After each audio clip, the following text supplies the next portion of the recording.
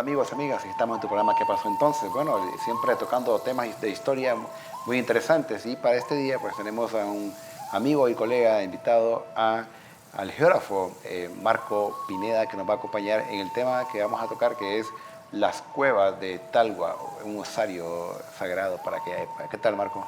Muy bien, un gusto. Muchas gracias por la invitación a estar en este distinguido programa, ¿verdad? Y esperando pues que la pasemos bien en este viaje hacia las maravillosas cuevas de Talgua. Claro, y eso es porque hablamos de evidencia histórica, hablamos también, cuando hablamos de esto nos referimos a esos vestigios antiguos que nos dejaron pues, nuestros ancestros y que Marco es importante, sabemos que en tu trabajo Marco trabaja pues actualmente en la Facultad de Ciencias Espaciales, en el Departamento de Arqueoastronomía y Astronomía Cultural de la Universidad Nacional Autónoma de Honduras y ha hecho una serie de trabajos importantes de investigaciones, sobre todo en este tipo de cuevas, hay pictogramas, petroglifos, lo que se conoce como arte rupestre, Marco. Sí, hemos hecho un poco de espeleología, hemos mapeado cuevas, es decir, elaborado la descripción de la parte interna de algunos paisajes en caverna. Y es muy interesante encontrar en estos sitios alguna evidencia de ocupación humana, como arte rupestre o tanto pintura como petrograbados, ¿verdad? Y a veces, con alguna suerte, desde el interés de estos estudios, algunos huesos de personas o de animales. Bien, y aquí pues el tema que hoy día vamos a tocar es acerca de las cuevas de Talgua. Talgua, Marco, quiere decir, la traducción sería algo así como la cueva del agua, ¿no? Según algunos trabajos que se han hecho de toponimias. Vemos acá en la foto anterior la entrada principal a la zona, pues la ubicación de Talgua, Marco, es en Olancho. Y aquí podemos observar, por ejemplo, en estas imágenes, el famoso río Talgua. Un poco hablando de este valle en el cual se encuentran estas cuevas, Marco. Sí, el río Talgua es un río que tiene una capacidad erosiva de transporte de material rocoso y de hecho la misma cueva se ha formado a partir de la presencia de una gran cantidad de humedad en la zona. Pero si nos remontamos al origen inicial, las cuevas de Talgua se enmarcan en ese proceso de transgresión marina que se produjo hace aproximadamente un poco más de 2 millones de años en el relieve norte de Centroamérica. Y como evidencia de esa transgresión marina ha quedado el coral que había formado en ese mar poco profundo, ¿verdad? Ese brazo de mar que entró al relieve que hoy se llama Honduras, un mar poco profundo, caliente, con presencia de coral. Cuando se produce la regresión marina por levantamiento del relieve, el coral se mueve y se forma entonces la roca caliza. La roca caliza después es disuelta por el agua cargada de anhídrido carbónico, disuelve la roca y se forma internamente en el relieve o en las montañas las cuevas. Ese es el proceso de formación que ha seguido las cuevas de Talgua. Cuando encuentra este paisaje de los seres humanos, entonces algunas veces los ocupan. ¿No? Por ejemplo, observamos acá, ya que hablabas, Marco, del paisaje, es una zona pues selvática, una zona pues, Muy exuberante. Muy exuberante. Muy exuberante. Recordemos que Talgua queda en Catacamas, ¿no? La zona de Catacamas, en el Valle de Agalta, ¿no? Exactamente.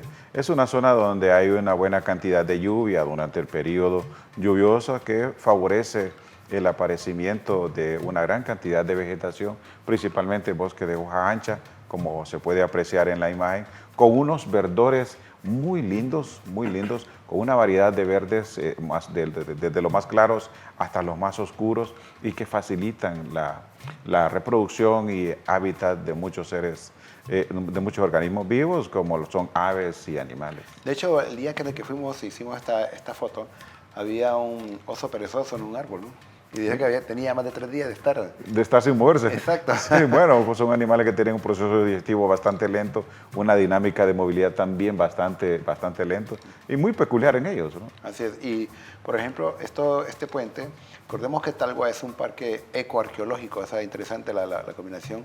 que pues es administrado actualmente por el Instituto Hondureño de Antropología e Historia.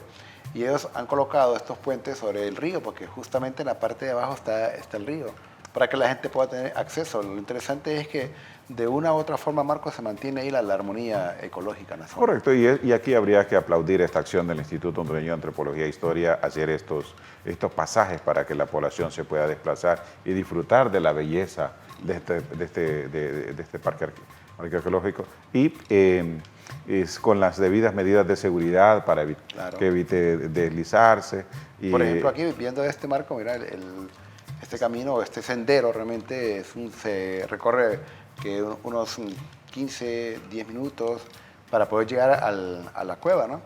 Y pues, como lo comentabas, hay cierta seguridad, pero siempre se mantiene pues esa parte natural en la zona, ¿no? Sí, ha habido intervención humana, pero con un respeto a la naturaleza. Y si se observa bien el sendero, pues se verá que el ascenso en altitud se hace a través de gradas, de un sistema de gradas debidamente diseñadas y construidas, de tal manera que aunque esté muy húmedo, no se deslice el visitante y pueda tener un accidente, sino por lo contrario es bastante seguro.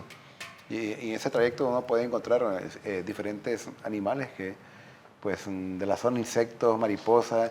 Realmente Honduras es de los pocos países pues, en Centroamérica, Marco, que tiene lo que se conoce como los sitios ecoarqueológicos, esa combinación de la parte ecológica con la parte arqueológica. Eso realmente es una maravilla y es algo muy importante para un país como el nuestro, ¿no? Sí, es un poco aprovechar la potencialidad que tiene, ¿verdad? El hábitat, la serie de hábitats que hay en países tropicales como el nuestro, y en el caso de Honduras tiene el agregado de estar en el istmo centroamericano, por lo tanto es más rica la diversidad en el sentido de que en Honduras coinciden especies, tanto florísticas como faunísticas, que vienen de América del Sur y otras de América del Norte. Y es aquí donde se produce esa riqueza de diversidad, ¿verdad? Porque se acumulan las dos rutas migratorias, tanto de especies florísticas, ¿verdad? O sea, vegetación, como fauna, o sea, animales, ¿verdad? Entonces, por eso es que aquí tenemos una riqueza de hábitat, riqueza de flora y de fauna maravillosa. Yo creo que este concepto que se ha elaborado de agroecología es bastante acertado y de arqueología y yo creo que nos va a dar una experiencia maravillosa para los que van a saber disfrutar los visitantes. Claro, claro. Y es por eso que, pues en la zona aquí le tenemos el Parque Ecoarqueológico Aguadas de Talgua, aquí ubicado en Catacama, Solancho realmente. Y este es un pequeño esquema donde está la cueva, parte del sitio arqueológico, porque la gente, Marco, cree que el sitio ecoarqueológico solo son las cuevas. Las cuevas es parte, ¿no? Es parte la del zona sitio. principal, la zona donde van los restos, etcétera. Pero en la parte superior de estas cuevas se encuentra el sitio arqueológico. Exactamente, aunque la motivación inicial para el visitante es la cueva por el hecho de entrar al mundo de la oscuridad, al mundo subterráneo, también puede disfrutar el visitante de poder apreciar una gama de variedad de aves, ¿verdad? De escuchar el canto de esas aves y, por supuesto, de apreciar una cantidad de vegetación exuberante, ¿verdad? Y que el mismo parque ha protegido y fomenta entonces su apreciación y valoración, ¿no? Claro, por ejemplo, este es el centro de visitantes. Igual se mantiene esa armonía, ¿no? De hacer ciertos recintos para recibir a las personas, pero respetando siempre el entorno ecológico, ¿no? Del lugar. Exactamente, entonces la persona además de desestresarse después de pasar 5 días a la de la semana trabajando en ambientes urbanos, ¿no? Con la premura que hay en las ciudades, puede ir a este sitio y relajarse, disfrutar del aire puro, del ambiente ecológico, ¿verdad? Y en ese sentido pasar una estancia muy, muy placentera. Claro. Yo le comento a la gente que cuando uno ve estas cuevas, porque no solo es una cueva, alrededor hay más de 5 cuevas. De hecho, por ahí está cerca la Cueva Grande, que se le conoce, es una de las bocas de cueva más grandes de Centroamérica. Y el llegar ahí, esa parte salvaje, eso que se mantiene, es lo que hace diferente. ¿Y para qué viajar tan largo, Marco? Yo sé que por ejemplo, vos estudiaste en Brasil y allá abundarán. Claro. Pero aquí también lo tenemos, ¿no? Sí, eso es lo que le da, como dije al principio, la importancia histórica, cultural y también ecológica a nuestro país. Honduras es un país muy, pero muy rico en naturaleza. Ya se está trabajando en la protección y la adecuación de esta naturaleza para que esté disponible para una gran cantidad de visitantes en el país, de tal manera que a través del turismo local, nacional, ¿verdad?, la gente pueda desplazarse a estos sitios y disfrutarlos. Yo creo que es una muy buena iniciativa que habrá que seguir estimulando, ¿verdad?, para que la población conozca y aprecie, valore el país que tenemos, un gran país, un país bioceánico, es decir, que recibe la influencia de ambos, de los dos grandes océanos, Atlántico y Pacífico, un país donde las temperaturas durante todo el año permiten la visita de sitios como este, ¿verdad? Por eso lo que comentabas, esta es la boca de cueva, la entrada a la cueva de Talgua, la cueva, una de las más importantes. Podemos observar ahí la entrada de esta misma y lo que hablabas, Marco, referente al tipo de roca.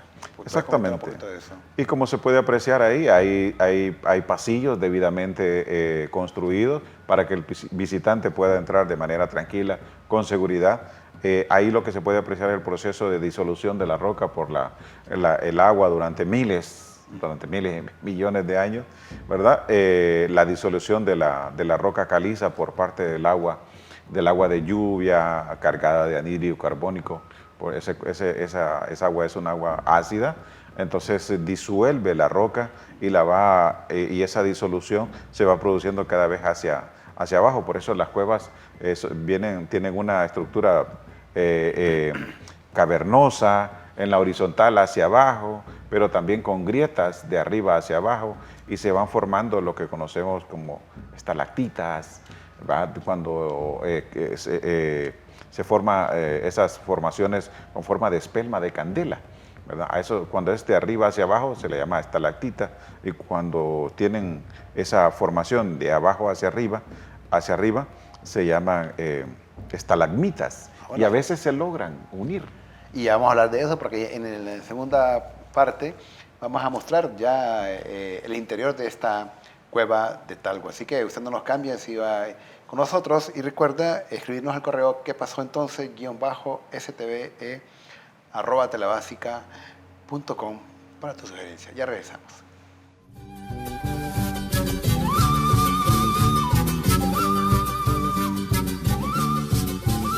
Una columna, y a esa la llamamos estalagmita. Algunas veces las estalactitas y estalagmitas por crecimiento.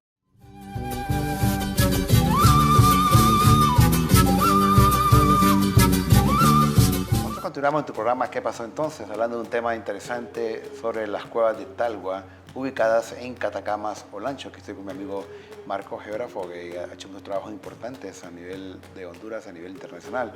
Marco, comentabas en el bloque anterior referente a lo que son las estalactitas y estalagmitas, que pues las estalactitas son las que se forman de arriba hacia abajo, ¿no? Y las estalagmitas es de abajo hacia arriba, y comentabas que finalmente con el tiempo se unen, se forma lo que es una columna, ¿no?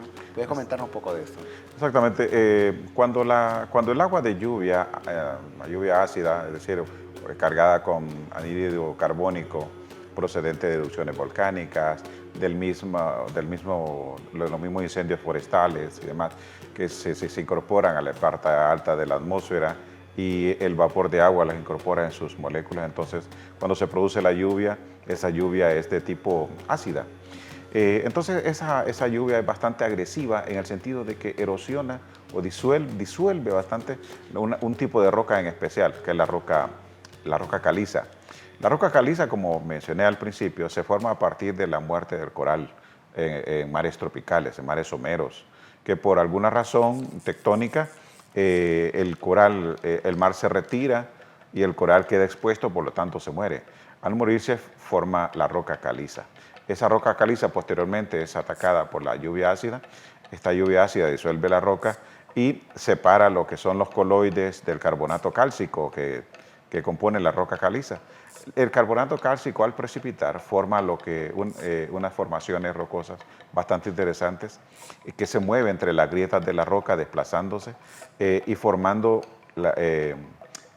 unas formaciones que los conocemos como estalactitas, cuando se forma de la parte del techo de la cueva hacia abajo.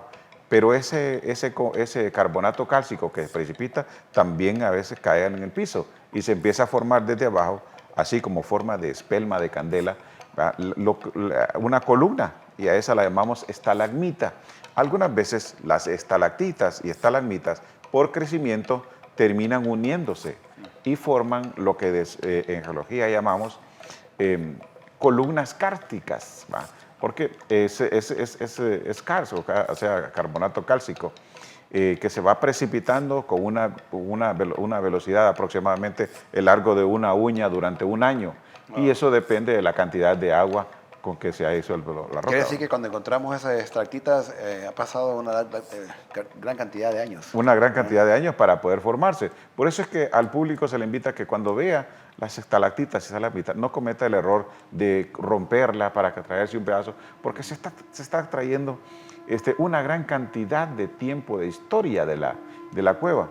Y los senderos hechos para transitar al interior de la cueva están diseñados para evitar ese contacto mismo, para que sigamos disfrutando del espectáculo visual, ¿verdad? de estos procesos al interior de la cueva, porque no solo estalactitas y estalagmitas se forman, también hay otras formas caprichosas, como velos, como cortinas. Que vamos a ver ya aquí en el interior, ¿no? Exactamente. Entonces, para disfrute de todos nuestros televidentes. Esta, Marco, es una foto que hice de adentro de la cueva, o iniciando, ¿no?, hacia afuera. A mí me llama mucho la atención, ¿no?, esas aberturas, por así decirlo, el tamaño de esta cueva. Realmente es una belleza natural importante, ¿no? Claro. Y lo interesante de las entradas a las cuevas es que es la transición, la zona de transición entre lo que es el mundo del oscuro y el mundo de la claridad. Y uno puede ver aquí en la fotografía cómo la vegetación intenta llegar al interior de la cueva, pero hay un fenómeno, un aspecto físico que le va a impedir a la vegetación entrar a la cueva, y es la ausencia de luz. Entonces, en ese sentido, la vegetación solo llega hasta la entrada. De ahí no puede pasar, ¿verdad? Entonces, hay dos ecosistemas muy bien claros. Uno, el del ecosistema de la claridad, y el otro de la oscuridad. Entonces, tanto adentro van a haber determinados insectos, animales, y afuera es otro, totalmente diferente. Exacto. Por ejemplo, aquí miramos esto, lo que ya en el interior de la cueva de Talgua, que Talgua tiene algo, Marcos, que de aquí, esta cueva, pues surgen algunos arroyos. Es una cueva viva realmente, ¿no? Y miramos una serie de peces en el lugar, y estas son la entrada principal a esta cueva. Es correcto. Ahí el agua que circula al interior de la cueva procede de la parte alta y tiene un desplazamiento vertical a través de las grietas mismas que hay entre la cueva y la parte superficial del techo, donde está la vegetación, o sea, la parte externa. Siempre hay circulación de agua a través de las grietas, ¿verdad? Y llega hasta a la sala o a la estructura cavernosa que tiene la cueva, o a los salones, como en este caso, esta sala preciosa que se ve ahí en la imagen, definida por un espacio bastante abierto, con presencia de humedad, con organismos que viven en esa humedad, y esta columna, que es un resto todavía de la roca original, que todavía no ha sido disuelta por el agua, pero que se puede observar en esta columna de roca caliza, ahí en el centro de la imagen, todavía cómo chorrea el carbonato cálcico, como que fuera la espelma de las candelas, ¿verdad? Claro. Y vemos por ejemplo, que aquí se ve al fondo el agua, y al lado izquierdo en esta imagen, igual al lado derecho, se observa esos residuos que el agua viene dejando desde la parte superior, ¿no? Exactamente, lo que es el carbonato cálcico, ahí se encuentra precipitado en la pared de la cueva, ¿verdad? Porque se adhiere en la medida que se va desplazando, y como les comenté anteriormente, dependiendo del proceso de disolución, es decir, la cantidad de agua que entre a la cueva, esa precipitación de carbonato cálcico tiene un tamaño aproximadamente el tamaño de la uña anualmente, de una uña humana, ¿no? Y de repente llega gente y dice, me voy a dar este souvenir, arranca o lo toca. Lastimosamente, pues detiene el proceso en esta misma, ¿no? Estos, por ejemplo, esta parte pues, se le ha puesto diferentes nombres.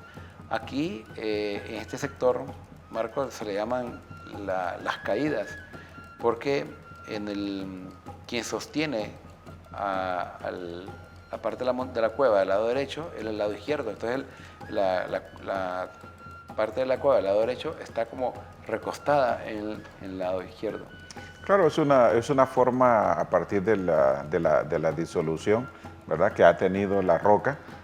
De todo eso inicialmente estaba cubierto de roca, pero la humedad la disolvió y ha separado en sedimentos y lo ha trasladado hacia otros lados. Y lo que ha quedado es el carbonato cálcico, ¿verdad?, que se ve de manera derramada en la pared e incluso en la parte alta y centro de la imagen se puede ver algunos telones de carbonato cálcico. El carbonato cálcico ha circulado por grietas y la forma de la grieta se ha prolongado, ¿verdad?, por la precipitación del carbonato cálcico. E incluso algunas veces se pueden formar hasta algunas formas caprichosas que hacen suponer rostros o caras o cabezas de personas. De hecho, por ahí vamos a ponerlas más adelante. Y eso te iba a comentar, que es cierto, incluso los guías del lugar le cuentan a la gente, eso tiene una forma del mapa de Honduras, una forma de una pareja, una forma...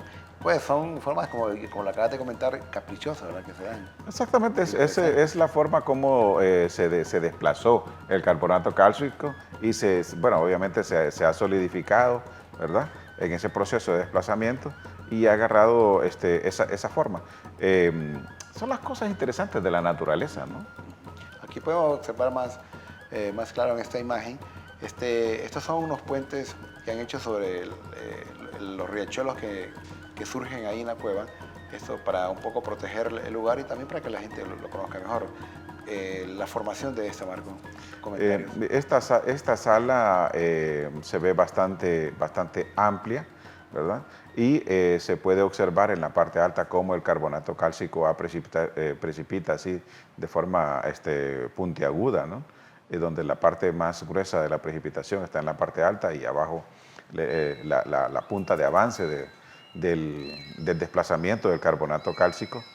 Se observa también como los laterales de la cueva, de donde la roca fue disuelta, ¿verdad? Y en el piso se puede ver los coloides o sedimentos, ¿verdad?, propios de la roca, pero ya sin carbonato cálcico. El carbonato cálcico está arriba, ¿verdad?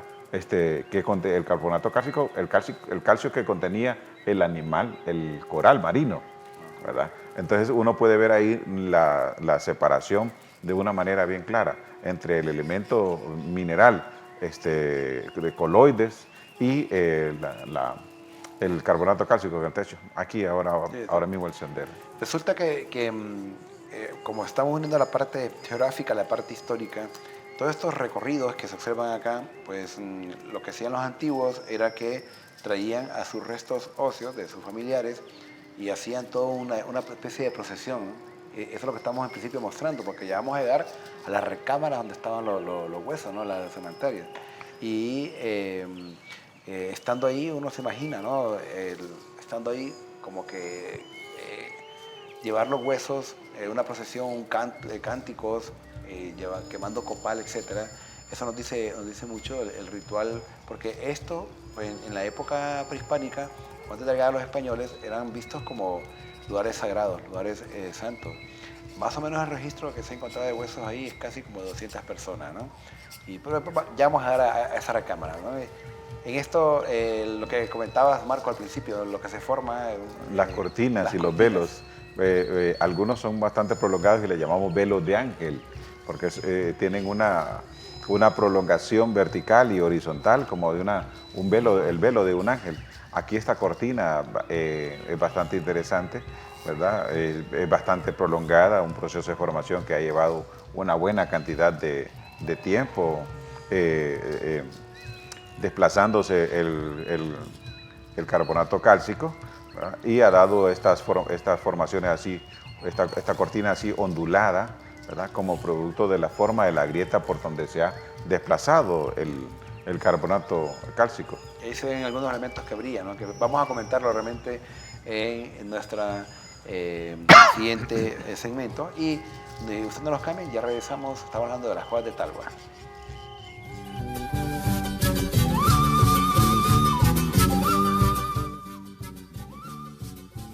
Los antiguos pensaban que las cuevas se parecían a lo que se conoce como el Xibalbá o el inframundo, que cuando morían iban a un lugar parecido.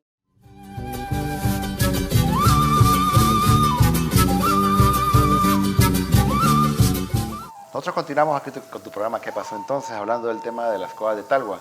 Estas cuevas, realmente, Marco, este sitio ecoarqueológico es encantador. Esa unión de la parte ecológica, la parte arqueológica, y cuando uno hace ese recorrido y como que te va preparando para llegar a las recámaras, ¿no? Comentabas en el bloque anterior referente a esas formas como de cortinas que se dan y que como hay algunos elementos ahí que brillan dentro de la misma roca. Correcto. El brillo se produce cuando el carbonato cálcico refleja una luz que le llega.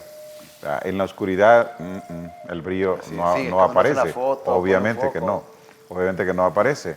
Entonces el brillo no es otra cosa más que el reflejo o el rebote de una luz que le llega en este caso a la estructura cavernosa. Estas son columnas kársticas, ¿no? Se han unido tanto la estalactita como la estalagmita. Están siendo iluminadas por un halo de luz desde la derecha y desde la izquierda. Y vean cómo se producen unas tonalidades de reflectancias o de colores, ¿verdad? Bastante elegantes y preciosas, con una tonalidad de rojos desde el amarillo hasta los rojos, ¿verdad? Y aquí podemos ver el brillo del carbonato cálcico sólido, ¿verdad? Está, por supuesto, húmedo y eso da esa reflectancia de luces bastante claras o tonalidades oscuras. Las tonalidades rojas y oscuras tienen que ver con el contenido mineralógico que tenga la columna kárstica, algunas veces con algunas impurezas y aparecen tonos oscuros muy negros, ¿verdad? Y depende también de la intensidad de la luz con que se ilumine, ¿no? Claro.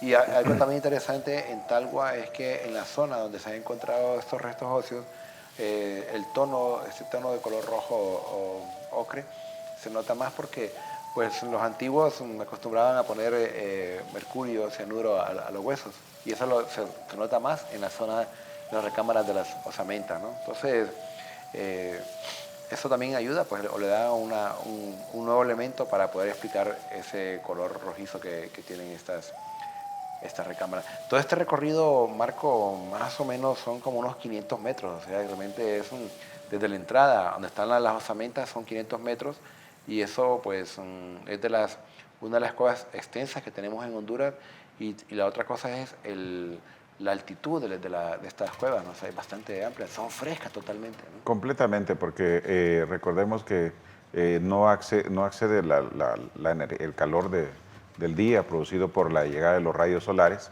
entonces eso hace que al interior la temperatura sea muy baja, sea relativamente fresca, y también la circulación del aire es un poco más reducida, porque es un espacio confinado, aunque en el caso de esta cueva, ¿verdad? Que tiene unas salas y unos salones, una galería con bastante espacio que hace posible la visita de una cantidad determinada simultáneamente de personas, ¿no? Para disfrutar de este paisaje. Así es. Entonces, aquí, pues, en todo este recorrido, en todo el trayecto del programa, hemos hecho ese recorrido que se hizo probablemente por nuestros ancestros para llegar a esta famosa pues, estalactita, que eso es formación del agua. Pues los antiguos pensaban que las cuevas se parecían a lo que se conoce como el Xibalbá o el inframundo, que cuando morían iban a un lugar parecido a una caverna, a una cueva. Y claro, el ambiente es diferente y todo es al revés. Por ejemplo, Marco, en el Xibalbá todo es al revés, lo que es blanco arriba, abajo es negro o viceversa. O sea que y comentábamos que se dan unas formaciones raras, ¿no? Que la gente tiende un poco a darle un significado ya más occidental a lo nuestro, ¿no? Correcto, entonces, y tiene que ver mucho con la sensación, la capacidad sensorial de la persona al interior de la cueva.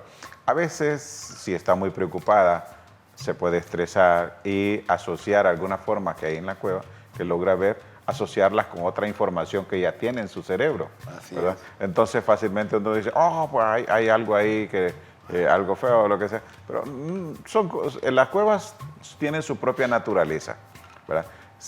Es cierto, en la antigüedad los ancestros los consideraban lugares sagrados, lugares sacros, ¿verdad? Donde iban incluso a depositar los restos de sus parientes y hacían todo ese peregrinaje acompañado con una ritualidad de mucho respeto y de mucha sacralidad, de muchos eventos santos, ¿verdad? Por ejemplo, aquí, mira, Marco,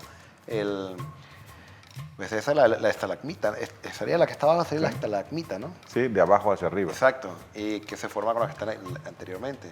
Y los guías de esta cueva dicen que ahí se forma la imagen de Jesucristo.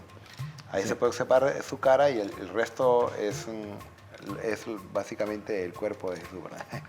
Exactamente. Entonces, lo que ha sucedido ahí es que el carbonato cálcico se ha precipitado en unos puntos de la roca, ¿verdad? Y en otros no. Casualmente, en los que no se ha precipitado el carbonato cálcico, que aparece ahí de color de tonos marrones, tiene la forma como de el busto de una persona, ¿verdad? Ajá, Entonces, y fácilmente el resto se asocia visualmente con un cuerpo entero, en este caso cubierto por una manta o una vestidura bastante larga, ¿verdad? Entonces, y con esa información en nuestro cerebro nos dice, no, con esa información elemental, nuestro cerebro nos dice inmediatamente Jesucristo. Asocia, ¿no? Asocia con Jesucristo. Exactamente. Bueno, esa es la zona en la cual nos estamos acercando acá. Aquí estamos llegando, Marco, al lugar más sagrado. Era donde ellos depositaban los huesos, por eso es un lugar donde van todas las osamentas. Que primero enterraban a los muertos en su casa, después se esperaba un poco que pasara un tiempo, se descarnaran y después los huesos los llevaban a este sector. Cabe destacar que no era a toda la gente del pueblo que lo llevaban, era cierto grupo privilegiado, ¿no? Es una cueva que no era para todo el populacho, ¿no? Era para la nobleza de ese momento. Y acá, al subir estas gradas, está cerrado al final, es el lugar donde se encuentran las principales osamentas, que lastimosamente cuando lo encontraron acá, porque esta cueva cuando lo reportaron era que un poblador de ahí en la zona había perdido a su hijo, y ese que encontró, escuchó que un niño estaba llorando por ahí cerca. Llegaron ellos ahí y lo encontraron.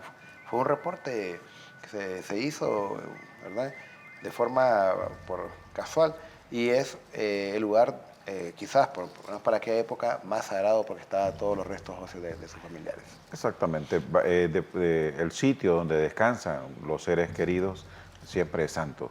Y en este caso se iban a depositar estos restos, ¿verdad?, a un lugar santo. Y se hacía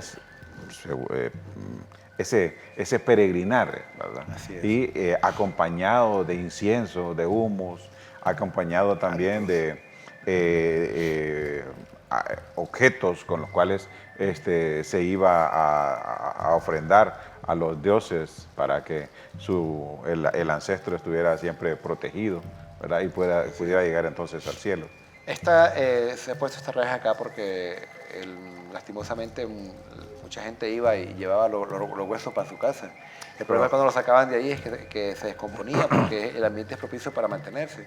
Entonces, al fondo, ahí se ve unas gradas que son para el acceso a la zona donde están las galerías, donde están los huesos.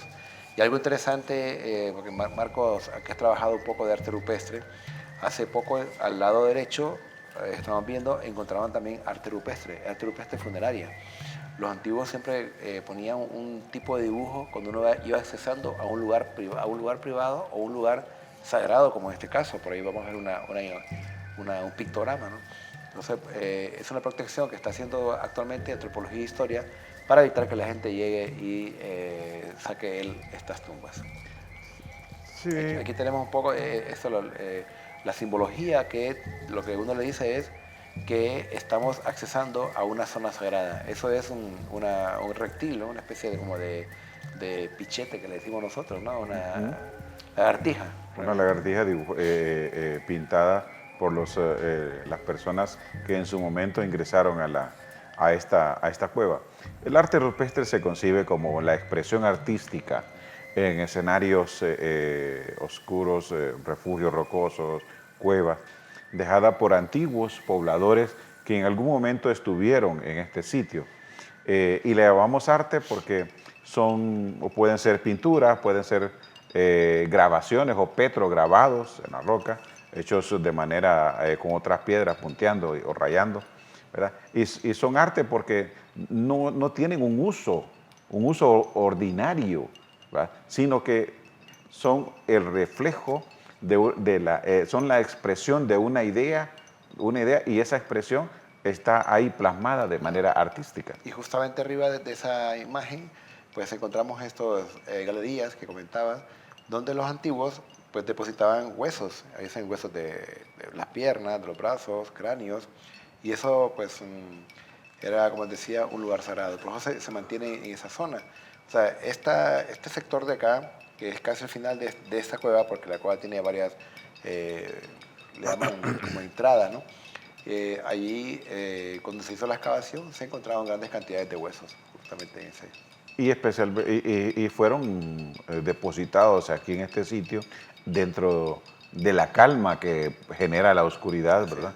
Para que los parientes ya fallecidos tuvieran un descanso eterno, ¿verdad? Esa era la idea. Por eso el lugar es santo, es concebido como un lugar santo, claro, por las personas que llegaron a depositar los huesos de sus parientes aquí en esta cueva. Incluso, Marco, disculpa, incluso hay lugares pequeños que creemos que es probable que hayan metido niños para que llevaran los huesos también, ¿no? Exactamente, y que tuvieran un descanso eterno. Así, y aquí tenemos pues una imagen más clara sobre estas gradas que hacen que uno pueda llegar a la zona, a la recámara donde están los huesos, y al lado derecho que te comentaba que encontraban arte rupestre. Encontraban huesos ahí, al fondo y al subir las gradas. Es un lugar, era el corazón, ¿no? realmente de los samantarios. Eso lo que nos refleja es que las personas que visitaban la cueva para ir a dejarlos en calidad de depósito, los huesos de sus familiares, ¿verdad? Dejaban también información plasmada en la pared, ¿verdad? Que vamos a comentar esa parte, que creo que no la comentes ahorita, Marco, porque sí es importante lo que vas a decir en relación a estos huesos y la información que estos antiguos dejaban. Así que usted no los cambien, ya regresamos en tu programa ¿Qué pasó entonces?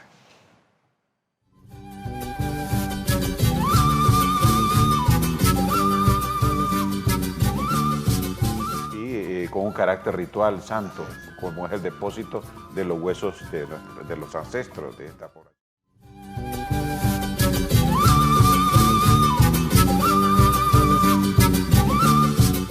Continuamos en tu programa ¿Qué pasó entonces? Estamos hablando hoy día de lo que son las cuevas de Talgua, aquí en Suyapa TV Educativa. Y Marcos, realmente este sitio arqueológico de las cuevas de Talgua, pues cuánta riqueza tiene natural, arqueológica, histórica. Hay para diferentes campos, para el campo de la historia, de la antropología, de la arqueología, de la geografía, de la arqueoastronomía. Realmente es un campo, un lugar muy importante para hacer diferentes estudios. Sí, se convierte en un sitio con un claro interés para aquellos que trabajamos en la academia, ¿verdad? Para llevar estudiantes y realizar observaciones, verificación de lo que estudiamos en el aula, ¿verdad? Tanto en los temas que has ahora mismo mencionado, ¿no? Claro, por ejemplo, esto es como lo que le da vida a esta cueva. Una cueva, cuando encontramos osamentas, huesos humanos, ahí viene ya como la parte en la que nos metemos a estudiar, porque hay muchas cuevas, pero no todas tienen huesos. Y esta de Talgua, de hecho, cuando se descubrió Talgua se le llamaba la cueva de los cráneos luminosos, porque el agua depositaba ciertos sedimentos, y traía el agua y como que brillaba, ¿no? Y aquí encontramos estos personajes que los llevaron a este sector, ¿no? Esos minerales que trae el agua preservó de una u otra forma estos cráneos. Estos huesos, claro. Ha habido una petrificación externa de lo que es el hueso, porque el carbonato cálcico se depositó sobre el hueso, es decir, el carbonato cálcico ahí sobre el hueso es posterior. Primero se depositan los huesos, el carbonato cálcico cae sobre él y prácticamente le forma una superficie, como una capa protectora, protectora compuesta de carbonato cálcico, ¿eh? Y con la humedad y la luz tiene este efecto visual de brillo, ¿verdad? Entonces, prácticamente el carbonato cálcico lo que ha hecho es proteger y conservar estos huesos depositados en su momento, ¿verdad? Con fines de que descanse en paz el ancestro fallecido. Por ejemplo, uno de los rituales era que aquí miramos una vasija alrededor por un par de huesos, y ese color rojizo que se observa, que comentamos, que los antiguos algunas veces para preservar los huesos los pintaban con lo que es un cinabrio o mercurio. Y estas vasijas que observamos donde hay zonas donde hay huesos eran parte del sacrificio que utilizaban como la decoración, lo que les iba a servir en la otra vida. Entonces, ellos hacían algo que se le conoce como que mataban la vasija, ¿no? O la quebraban o le hacían un agujero, porque eso le iba a servir en la otra vida. Es una simbología realmente, ¿no? Sí, con bastante significado, ¿verdad? Recordemos que había la concepción de que la persona que moría iba a hacer un viaje al inframundo. Así es. Entonces, los que quedaban todavía en este mundo sabían que ese viaje iba a ser un poco penoso. Entonces, al fallecido se le acompañaba con algunas ofrendas que hicieran un poco menos penoso ese viaje al Xibalbá o al inframundo o al infierno, como decimos en lenguaje cristiano. Entonces, estas ofrendas podrían ser joyas, podrían ser armas, podrían ser objetos útiles para el camino, ¿verdad? De tal manera que le beneficiara y le fuera menos penoso el viaje. Y aquí observamos estos cráneos. Pues decíamos, era de personas importantes, o por lo menos en ese momento, en esa época, de los caciques, la familia de los caciques, etc. Y hay un ligero, vamos a decirlo así, desorden en la posición de los mismos, porque recordemos que hubo un tiempo determinado que aquí esto fue abandonado y probablemente hubo saqueos también para esa época. Pero como comentamos, lo importante es encontrar cráneos humanos y que ellos sí creían que trayendo estos cráneos o estos huesos les hacía más fácil el recorrido del inframundo hacia lo que es el cielo. Hacia el cielo, exactamente. Eso es lo maravilloso de esta cueva de Talgua, ¿verdad? La información que nos proporciona de ocupamiento humano, de uso humano por ancestros, por población bastante antigua, ¿verdad? Y que vale la pena conocer, valorar, ¿verdad? Y proteger. Llegamos en el interior de la misma cueva, cerca de las recámaras donde están los huesos, el agua, ¿no? Constante, que eso es permanente dentro de la misma caverna, la misma cueva, y que, como decíamos, eso hace rico lugar. Ahí incluso al avanzar el agua va subiendo, depende también de la época. Exactamente, y de ahí que algunas culturas o civilizaciones antiguas consideraran al inframundo o lo que nos llamamos en lenguaje cristiano el infierno, fuera de agua. Exacto. Porque entraban a estas cuevas, ¿va?, donde no había luz, pero sí había agua. Entonces algunas llegaron a creer y a definir al inframundo como acuático. Entonces, pero esto tiene su razón. Ahora lo creemos así, no lo creemos así porque tenemos acceso a la ciencia y el hombre se ha ido apoderando y ha ido sistematizando la naturaleza teóricamente, ¿verdad? Por eso ahora no lo asociamos con esta idea. Pero en la antigüedad, cuando no se tenía tanto conocimiento sistematizado, ¿verdad? Las creencias eran de esa manera, ¿verdad? Se creía, porque había agua en las cuevas, se llegó a creer que estas civilizaciones antiguas, que el inframundo era de agua. Bueno, y comentamos al principio que las cuevas de Talgua no solo son cuevas, que hay huesos. Es que el sitio arqueológico está en la parte superior de la cueva, ¿no? Como podemos observar en esta imagen. En relación, cada una de esas elevaciones que se observan son los diferentes montículos, la evidencia arqueológica dejada por los que ahí habitaron, que todavía no sabemos exactamente quiénes eran, ¿no? Pero que hay un mapeo de toda la zona, un mapa pues, topográfico de las diferentes estructuras o la evidencia arqueológica que dejaron estos pobladores. Sí, estos montículos son los sitios donde, donde las personas hacían su propia vivienda, o donde los sacerdotes o los reyes incluso construían los altares para realizar actos rituales, ¿verdad? Y que cada vez se vuelve más necesario estudiarlos un poco más para poder valorarlos, cuidarlos, protegerlos y mantenerlos como una herencia cultural para las generaciones no solo presentes, sino también venideras. Y para contar esta historia de ellos hay que ver su evidencia, ¿no? Lo que son las fuentes históricas. En este caso ya vimos la cueva, vimos los huesos, ya vimos también que también hay un sitio arqueológico con los diferentes montículos. Si hacemos excavaciones acá, pues podemos encontrar que la verdad es que nos puede contar la historia. Aquí tenemos, este es el museo del sitio ecoarqueológico, y como comentaba, la evidencia material nos cuenta la historia de las personas, quiénes eran, cómo lo hicieron, cuáles eran sus técnicas.